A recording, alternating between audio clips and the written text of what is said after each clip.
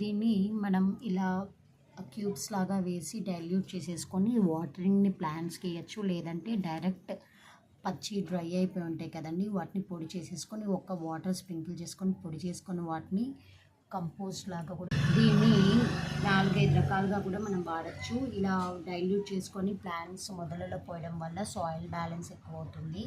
లేదనుకోండి చక్కగా పౌడర్ చేసేసి ప్లాంట్స్కి వేయడం వల్ల చూడండి ఫ్లవరింగ్స్ అనేవి ఎక్కువ ఉంటాయండి. మీరు గమనిస్తున్నట్టయితే ఇవన్నీ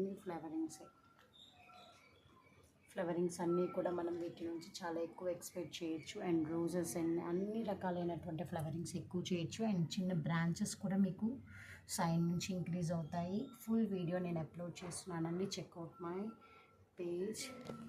ఇప్పుడు ఈ కాస్త వాటర్ని మనం నా గార్డెనింగ్కి ఎంతైతే అవసరమో అంతగా నేను సొల్యూషన్ అనేది తయారు చేసుకుంటాను. ఫుల్ వీడియో అప్లోడ్ చేస్తాను, చూడండి.